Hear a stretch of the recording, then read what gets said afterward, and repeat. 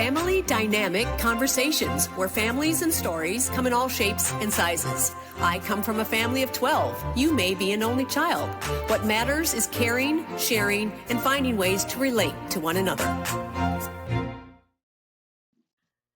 Hello, and welcome to Family Dynamic Conversations. I'm your host, Janice Kingsbury. Thank you for joining me today. I am continuing my fun and fond childhood memories with my guests. And today I'd like to also remind my listeners that I am number 11 out of 12 children. So lots of children, lots of personalities, and a lot of dynamics to get through and navigate through my 64 years of life with those family members. Having so many family members has taught me a lot about survival, compassion, strength, and that strength found within myself and watching my siblings provide amazing strength through all of their lives. Today's special guest is my son, Spencer Regnery, who has probably even more taught me about compassion, strength, survival, and the best, humor. Hi, Spencer. Welcome. Thank you for joining me today. How are you? I'm good. Thank you. How are you? I'm so good. Thanks. So I'm asking my guests to share how many in their family and what number are you? Also, if you don't mind sharing where you grew up. Sure. So I'm the first of two, and I grew up in El Segundo, which is a small little town in Los Angeles, just south of LAX, and it's kind of little, they call it the Mayberry kind of LA, because it's a small little town, kind of secluded in its own way. It's got the airport to the north, Chevron refinery to the south, an industrial area and Air Force Base to the east, and then the ocean to the west. So on all four sides, it's completely enclosed from any other community. It keeps you kind of, as a kid growing up, it kind of kept you in place. Couldn't really go out. Didn't venture past those Couldn't borders. really venture out. You have to try to cross the 405. Not so fun. So. So let's stick with El Segundo. Small community. How did you like El Segundo? Did you like it? I did. I mean, you probably appreciate it more as an adult looking back on it. Okay. I mean, as a kid, you kind of felt like kind of stir crazy because it kind of kept you felt a little bit trapped, right? Okay. You have like that maybe 4 square mile area that you can explore. And, you know, over the course of 10 years, you can explore quite a bit. Well, maybe not 10 years. I guess it might be like 6 or 7 of exploring or something like that. Yeah, you test every border just to see. You walked every street. Yeah. Many times over. And you had quite the close-knit group of friends growing up. I commend you for that. What do you think kept you guys so close? I mean, I know proximity, but... Yeah, we couldn't leave. There weren't so many people coming and going. I don't know. I think it was just kind of luck. There were 4 of us. I've got 3 friends that I've known since like 3rd grade. I mean, that's when I guess we started being friends. We knew of each other in 2nd grade, but really hung out in 3rd. So it's going on like almost 25 years now. And yeah, I mean, there was a little bit in middle school where I probably hung out with another group a little bit because one of my friends, he lived in the townhome area community. Oh yeah, the community within the community of El Segundo, Grand Tropez within El Segundo. Yeah. Love that place. But then after they were a year older, so once they went to high school and I was still in middle school, then I hung out again with my friends Austin and Matt and Scott. And then that's kind of all through high school where we just kept hanging out and still hang out. So to me, that kind of creates extended family. So these people pretty much became your family, I think. Do you agree with that? Or? Oh, yeah, absolutely. Yeah. So yeah, their parents invited me into their homes, and so I knew them very well. I still know them very well. I bet that's tough at Christmas time. That's Whose why house I'm do not I a go fan to? of. That's why I'm not a fan of Christmas. Too much anxiety, too many gifts, not enough money for even myself. So. Yeah, I remember that. I remember as a kid going, Christmas, oh, that's great. Let's see, there's 150 presents under the tree that I bet I have one. And it's another Barbie doll dress.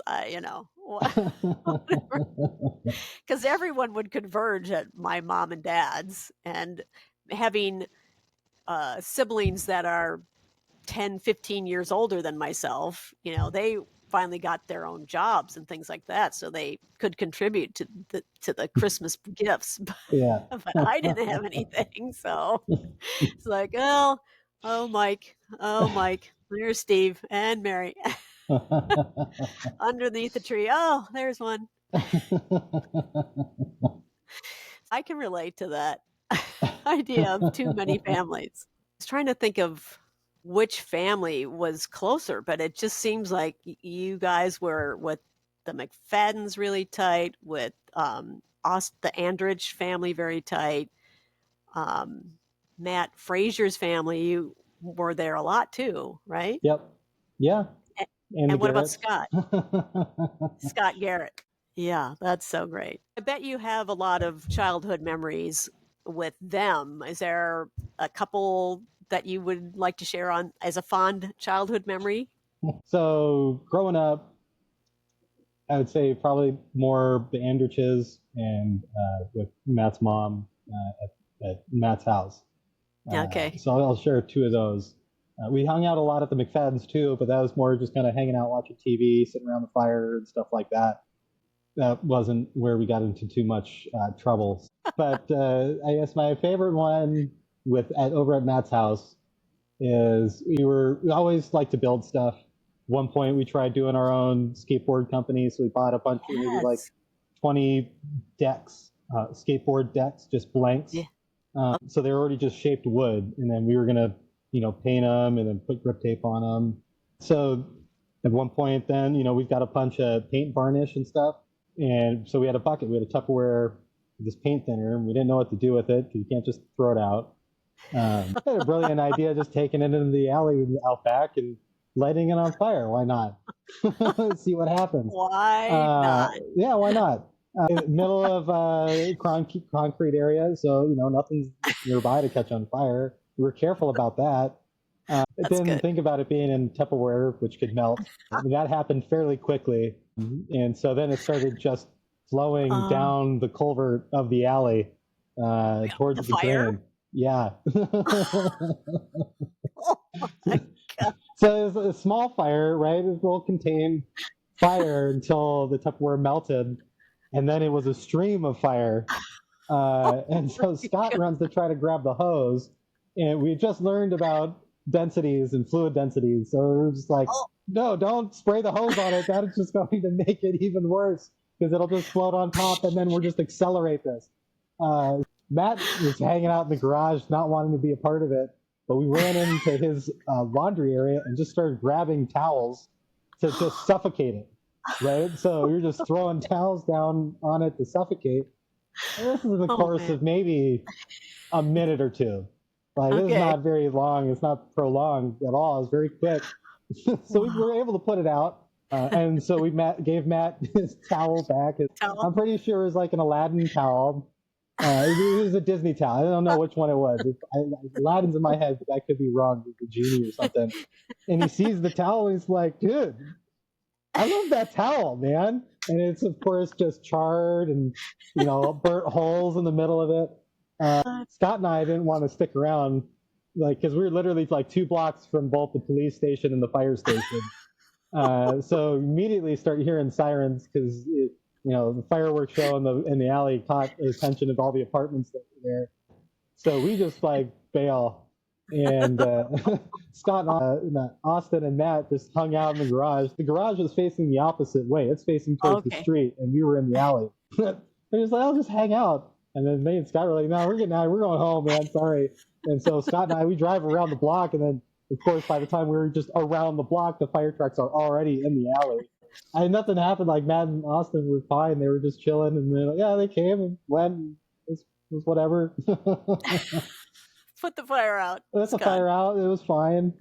Austin, Matt, and Scott all had like workshops. Okay. Scott's dad wouldn't let us use their workshop, so that's why we didn't hang out there as often, because we couldn't make anything. But we'd make stuff at Matt's and we'd make stuff at Austin. So nice. You know, when we were over at Austin's, we'd make like ramps and, you know, do little bunny hops in the alley and stuff like that. Throw a trash can down, jump off the ramp and over the trash can. At another time, we made a potato cannon. I don't think I know what that is. It's a PVC cannon that shoots potatoes. So it's just a big PVC pipe. This thing was probably about 5 feet to 6 feet in length, and it was maybe like a 2-3 inch diameter PVC pipe. And then we had a chamber on the back end where you could open up the end. And we go to the 99-cent store and we look for cans that had flammable on it. So wait, we'd be buying cans of hairspray. Remind me how old you are. Oh, this was in high school because Scott was driving, so we were probably like 16 or 17 at this time. Okay. So Scott was a little bit older, so he might have been 16. Oh, God. Maybe 17, and we may have been 15 or 16 because he was about 6 months older than us. Okay, so he got flammable spray. Yeah, you know, WD-40, anything. It just is like. Okay. So you'd spray that into the back, and then we'd screw it on, screw the cap so it'd be closed. Okay. And then we had drilled a hole, and we had taken the barbecue ignition out of Austin's parents' barbecue. Oh my God. And inserted that because it's basically like a little spark, right? So you'd be able to press the button and then create a spark. So the first time we're trying to do this, there's a reason 3 of us went into engineering into college. And the first time we were trying to, we, you know, respected that this thing could explode. So we didn't want to just be standing next to it and press the button. No. So we were trying to use like a yardstick, you know, like the wooden yardsticks that you'd use at school or whatever.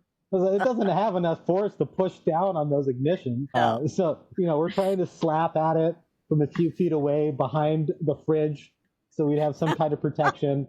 And then Austin's like, this is stupid. So he just runs past it, slaps it, and just so he hits the button, boom, boom, and it shoots the potato right out of his garage across the street, across the alley. And we aimed it at, like, there's a house being constructed, right? So there's no one living there. Yeah. But that potato got split when it went right through the chain link fence. French fries. Yeah. It was quartered, probably. Better for roast potatoes, yeah. But then we were just jumping with excitement. We were so excited when that happened. We were just in a huddle.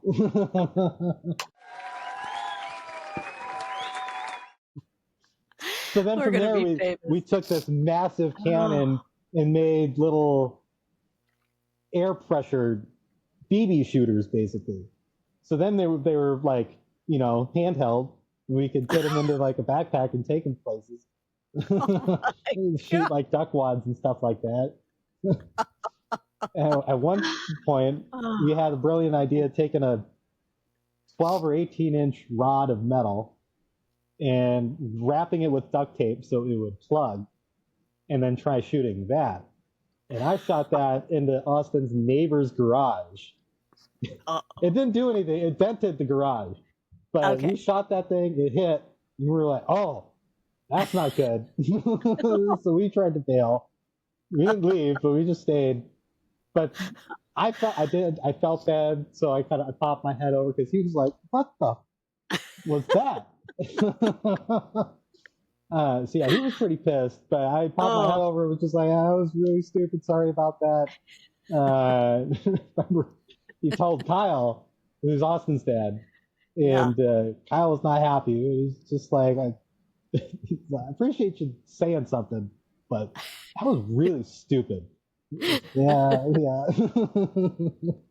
We didn't do that Yeah, you're again not after wrong. that, but I mean, we're still using the cannons, but it wasn't until someone shot a smoke bomb, one of those little fireworks or whatever. They just Okay. shot that straight up in the air, landed in the same neighbor's yard, and almost started a fire in his grass. Oh no. Yeah. After that, Kyle took him and chopped him up. But And that is the end of that engineering yeah, project. yeah. So until about Oh, 20 years later, then Austin made it over again with like a dual chamber to shoot tangerines with his son. with his son. Yeah. But he had a lot And more how safety features on it and very controlled. And like, he's like, oh, maybe if I introduced this to him the right way and show him how to safely operate this, he oh won't be as my stupid as I was when I was a kid or a teen, God. almost an adult. Oh my Lord. And how old is Bentley? He is 11 now. 11 now. And so do you remember how old he was when Austin introduced him to Oh, this? man, he might have been like 5 to 8, something like Oh. that. Now, you may recall my mother's response to Austin having a child of his own. She was so happy. She's like, Austin will finally learn what it's like to have a child like him growing up. Oh, she was so mad at him. She thought for sure that he was the one maneuvering you through this life of danger. That's very likely. Yeah. She wasn't dumb or wrong, I should say. Oh my God, I love that. So that is El Segundo stories. So let's travel to Minnesota. Now, do you remember doing some fun things with your cousins? Or let's start over. Do you remember thinking, wow, this family is huge whenever we would go home? Or it was just like, oh, hi, another cousin. Oh, hi, well, there's Aunt Anne or Aunt Jeannie. I mean, did you perceive the I extent? don't think I ever thought about it because it's Okay. just that's what the family was, right? Yeah. Okay. Like we'd grown up, we'd always go every maybe 2 to 3 years or something like that out to Yeah. Minnesota. So I can't even remember the first time going out there because it's just Yeah. always out there every couple years. Yeah, You were so young. you're just always around family. Going to Minnesota, Yeah. it's like you're going to see all the family, and there's a lot of family to see. But Do you have any yeah, crazy stories about your aunts or uncles?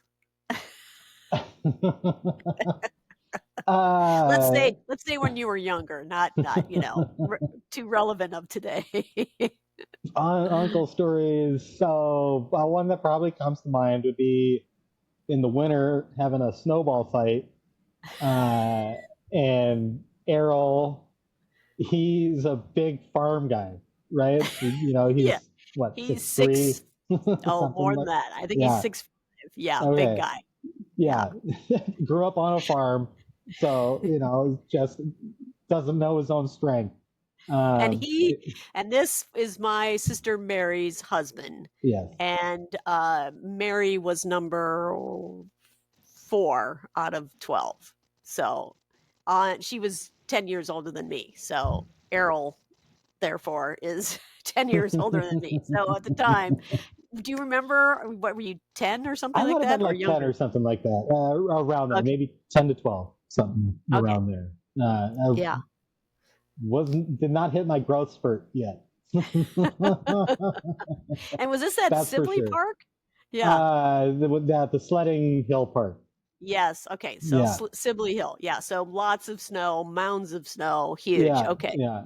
So There we were we having are. like a little family snowball fight, not on the sledding hill, but at the bottom, we're near the Oh, parking yeah. lot.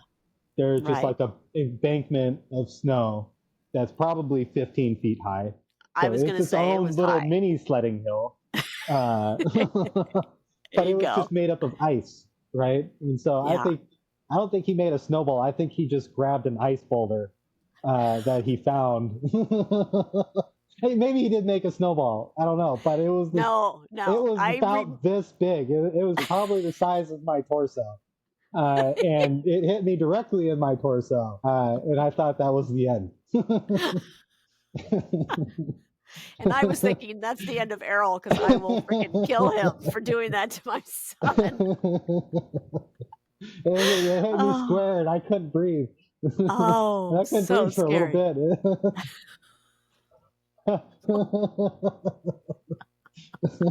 Oh, Errol. Oh my God. Throw it at Uncle Mark or something, or Uncle Brian, not 10-year-old Spencer. Dan, yeah. Yeah, Dan. Don't throw it at the Anybody. Vikings fan. Why would he do that? Okay, so we've opened that door. Let's open that door a little more. So I grew up in Minnesota. Started out with Viking fans. Your father grew up in Wisconsin, so he was a Packer fan. So when did the Packer fandom start for you? Well, I mean, that was early 90s because Brett Favre came in. I remember having a Brett Favre Gillette ad cutout that he got. Oh, I think he was at a store and asked if they were going to be getting rid of it. And so, yeah, he had that, brought it home. nice. But growing up, I was a fan of both the Vikings and the Packers. It was the house divided. I didn't want to pick a side. And it's still divided. That's okay. So you said in the 90s. Yeah, because Favre started in 92, so I was maybe 6. 94 probably is where still loved watching Warren Moon.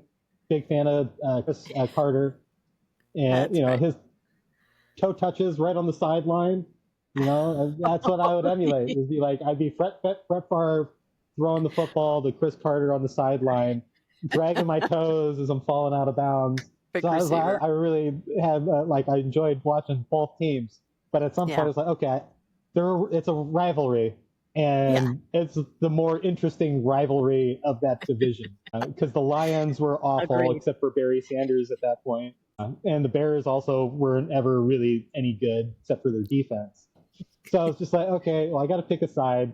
I'm a huge fan of Brett Favre, but I think what really motivated me more was being in a family that's so big into the Vikings. It'd be more interesting to be the Packers fan. Just poking the bear. I mean the Vikings. Poking the yeah. Because Dan McCarter is a huge Viking fan. Yes. Well, all the Brosnans are, so whatever. He most vocal, maybe. Yeah, so starting going against him was the more interesting route of cheering on a football team. I will definitely have to have Dan on to give us his views on this. And then you actually became a Packer owner. I did. Yeah. Yes. So that was in college. It was not the most financially intelligent decision. I was a non-working college student living off of loans. It was just like, well, this is only the third opportunity this has ever happened in the history of this franchise. What time I think was in the 80s or 90s. Well, I remember Errol had his framed share. So that was always just in my mind. It's just like, man, that is so cool. So it was like I will have to have Errol on too. Okay. Yeah, that was pretty cool. Yeah. So, when the opportunity came around, I thought, oh, man, this might be the only time in the next 20 years or so that it's ever happened. So just, I'll do it. And you don't get anything out of it. You get owners' tickets every summer, and then you go to the shareholder meeting or whatever, but that's about it. I don't get any cut. of their profit. Right? There's no return on investment on it. It's just Just bragging rights. Yeah. a nice frame. Yeah, that's right. A talking point when you have visitors. They know what they're looking at. I still haven't spray painted it, so you're welcome. Yeah, well, I got anti-graffiti on it. Nice. You better get that insured. I only display the photocopy. Okay. The one's launder lock and key. That's right. Safety deposit box. Unknown location. Yeah, I was gonna say nobody knows where it's at. Maybe Errol. Yeah. Maybe Errol knows. Oh my God, that's awesome. I go every 2 years just to look at it and put it back in. Bring your little Wisconsin beers and pull up a chair. They leave me and give me about 15 minutes. That's all I need. Do you have a replay of a game that, Favre passing the final? Okay, so how many Super Bowls did they win, or have they won? I've seen them win 2. I've seen them play in 3. Wow. That's probably another reason I want to be a Packers fan is, having a chance to feel success. Twist that knife. Ouch. Where's my Viking hat? Oh my God. That's all right. I forgive you. It's nice to have that competitive dynamic in the family. Yeah. Because your sister Samantha is very much a Viking fan. So yes. It's great to have one and the other in the same family. Oh, Lordy. So Minnesota had the winter childhood memories. You have a ton of El Segundo memories, I'm sure. Yeah, like 20 years. But anything younger than, let's say, here's one. Tell me about the story. It's another one of Errol's story. Where you guys walked down to the beach. Yeah. How did that start? Yeah, I might have been like 8 at the time. Okay. I was pretty young enough to carry. So we just wanted to go to the beach. And El Segundo, again, small town. It's 2 miles from where we were, from our house to the beach. So we decided to take a walk. But it's not flat. El Segundo is nothing but hills. I don't know if it still is. I know maybe about 10 or 15 years ago, I'm pretty sure it was in the Guinness Book of World Records for the hilliest town, because I don't think they have like an area of flat ground in El Segundo. Wow. Except for maybe the fields where they've paved it. But right. Every street is a hill. So, and there's 2 major hills. It's uphill both ways pretty much then, right? That's living in a town where you will be walking uphill in either direction that you go. So, we take the 2-mile walk to the beach, and then we were walking the beach and we're picking up shells, and I found a nice scallop shell. Nice. And then we start walking back. And again, as I was so little, then I just started getting tired. It's getting a long walk, a lot of hills to climb. So, maybe maybe after that first, because going up from the beach is the big grand hill, right? It's a long hill up and over. So, I think after that I was done.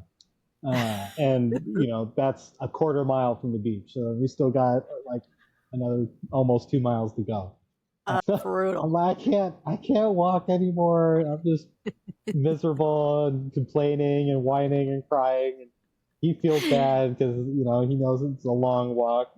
And he's trying to carry me on his shoulders, but I'm not also that little. So it's still weight for him. And he's having to now hike the hills with a child on his shoulders. So stop at a restaurant and beg for some water. And that was about the halfway mark. And then we got over that last big hill and then back home. But yeah, I taught him a Well, lesson. I remember. There you go, Errol. Lesson learned. You're That was gonna my walk. payback. Maybe that's why you hit me with the snowball. I don't know what happened first. Yeah. He's like, here's your water. One big chunk. Carry this. Oh my God, that's funny. I'll have to ask him, see if he remembers. 'Cause you were a lanky, thin kid. You weren't a big kid. I remember you were No, yeah. pretty skinny, pretty little. That's oh my gosh. He loves to tell that story. So I guess it really wasn't a fond childhood memory, but you were exhausted going uphill both And it was ways. nice Oh walking my the beach and picking up some shells and stuff like that. And it was early, yeah. it was a weekday or something like that, so there was no one on the beach, so it was nice So we're until we gonna walked back. nice. And we're gonna circle around to being from a large extended family like this. What do you think you took away from being in such a large family, having that interaction with such a large group of people? Do you think it helped or hindered your life? I mean, helped. I didn't see how it hindered, and you just get a lot of different perspectives. And Yeah. it's always a positive feeling going back to Minnesota and seeing the family, and Yeah. it's just as a kid you have so much energy, so you want to run around. And I think now being an adult and you're seeing the other little kids now running around, you can understand that. So Right. then it's just like, there's enough of them, just let them go do something on their own or whatever. Now as an adult, it's more fun to just sit around and talk. And I remember being a kid and being like, why are you all just sitting around and talking? This is so boring. On the porch. You just don't have the attention span, That's I don't right. think that's like an ADHD thing at all. I think that's just being a No. kid. You just have energy and you want to go, The last thing so you want to do is sit. just Yeah. sit quietly and listen to everybody. But now that's kind of what I enjoy most. It's just going, sitting at grandma's house, people just kind of walk in and out. You never know who's going to show up. I mean, so watching your last episode with Ann, that was Yes. one of the things that kind of I got the feeling of, was just like, oh, this is kind of like watching people talk at the family table. Yeah. And it just goes off, and she's one of the ones that just can drive the conversation. She doesn't just control it, but she's definitely one of the voices that you hear when you're in the other room or upstairs or on the porch. That's right. That's right. Well, like she said, she had to dive in there and get her point of view That's across. right. Yeah, no, absolutely. You But did then me being the remind quieter person, it's just that I just enjoy listening. So, I love having people that just are able to pitch into the conversation or just go on with the conversation. You can just sit there and laugh, that's story after story after that's story. right, yeah. Yeah. So you did remind me of a story you had when you were a little bit younger in Minnesota and you didn't want to sit on the porch with the grown-ups. What did you guys do outside for fun with the cousins? We go, there's a little parking lot just down the street. You have the neighbor's house and the open parking lot. We play baseball and stuff in the parking lot there. Another game we would play would be kind of running around in the yard, where you had like two people that would guard grandma's front steps, Okay. and everyone else would go run and hide. And then the steps were the safe base. So Okay. anyone hiding was trying just to get to the porch steps, and then the two people that were the guards, they were trying to tag, right? So it's Okay. kind of like a hide and seek tag type game. And Okay. usually we play this at night. And this was like the summer you could game, hide. so it'd be perfect out, 70 degrees in the dark, after 9 o'clock. Yeah. And but then it'd be dark. You'd have all these little shadow areas to hide in, but we'd hide in within just around the house, grandma's house, right? It wasn't the whole neighborhood. We didn't hide like up the street or anything like that. It was pretty much just kind of within the vicinity of grandma's house. Okay. But even then, you'd have a dozen people, and everyone would still have a place to find. Funny, you hide in the bushes, you hide next to the steps on one side that's just in dark shadow that had no light, so you couldn't see. Yeah. Who did you have? You said there was a personality or one of the cousins that could somehow. So it wouldn't be personality; it was speed. Ricky, he was the fastest runner, Oh, Ricky right? was the fastest. Who is Anne's youngest brother. So you would just basically, he'd be the decoy, and Decoy. he would get the attention of the other people, the guards, right? Okay. They couldn't catch him. He was just too quick. So it's just like, okay, yeah, he'd run around, you'd pull the guard away, and then someone would be hiding in the bush right next to the steps, wait for the guard to leave enough that you'd be able to run and get to the stairs and be safe. Thank God for Ricky. Yeah. Oh my gosh, I love that. I love it. So we're thinking that the large family taught me compassion, strength. What 3 things do you think coming from a large family brought to you in your life? What did it teach you anything?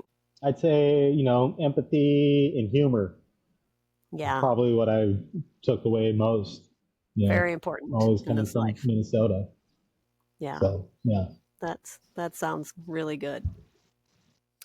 Well, I'm going to wrap this up, and thanks, Spencer, for joining me today because it's a lot of fun. Before you do, I'm sure that there's a reason that you've got that painting on the wall behind you. Oh, I'm sure your listeners would be interested in hearing the dynamic behind that golfing rabbit.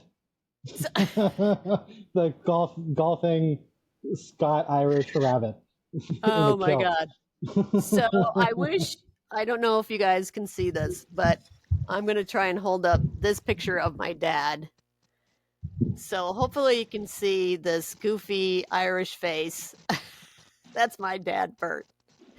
And my older brother, Steve, I think grew up looking a lot like him.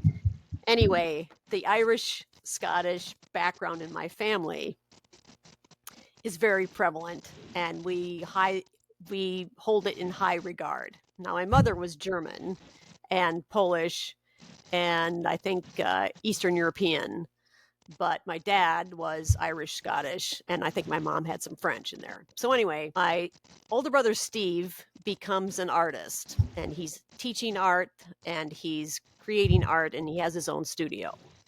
So I was always enamored by Steve, first of all. I just thought he had the best personality. He was so kind. He was a great storyteller, and he was hilarious. And he would always start the conversation and bring people in. Well, what do you think about this, Janice or Spencer? But anyway, so I was 16 or 17. So this is going to be 1975, maybe. Anyway, the big artistry back then for me, for a teenager, was this Holly Hobby, gentle sloping hill with a tiny little bunny rabbit at the top, and it was just signified to me serenity and quiet peace and fun and gentleness. So I say to my brother Steve at my 16th birthday, said, what can I paint for you? And I said, I would love for you to make a painting.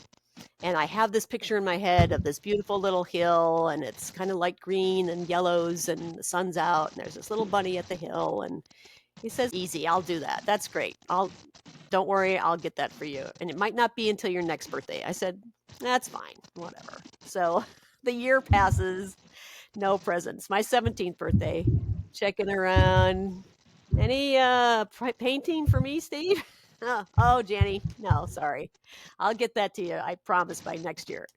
So my 18th birthday, he pulls this thing out of the trunk of his car, and it's this rabbit on a hill with a kilt carrying a shillelagh. No little teeny bunny rabbit anywhere to be found. Maybe under his shoe, I don't know. But so the Scotsman, the Irishman, that all came out. And the hilarious part of this is that Steve was like colorblind. So these greens, he probably had no idea what color he was painting on that for me. But oh my God, it's been a treasure in my life since I was 18 years old. A very fond childhood memory. Thank you. I totally forgot it was even back here. So thank you. Thank you for introducing that. And now the listeners know. And those of you on YouTube can see this lovely bunny rabbit. Oh my God. And it always reminded me of the movie Harvey with James Stewart. Jimmy Stewart. And he had an imaginary 6-foot rabbit that he talked to. Look it up. It's called Harvey. You'll love it. So think of this painting when you watch that movie. And you'll see the imaginary rabbit in the mind's head. Maybe that was in Steve's head too. I don't know. Oh my God. Thank you so much for bringing that up. I knew I wanted to explain it at some point, but I just didn't know when that was going to happen. All right. Well, another good thing to come out of a large family is so many goofy personalities and stories to talk about. So, listeners, maybe you have someone that created a painting for you, put a snow boulder into your chest, or carried you back from the beach. Carried you back from the beach. I would love to hear any relatable story you have down there. Please let me know. Meanwhile, I hope you visit us again at Family Dynamic Conversations. I'm your host, Janice Kingsbury, and I hope to see you next time. Stay well, be happy. Please take care.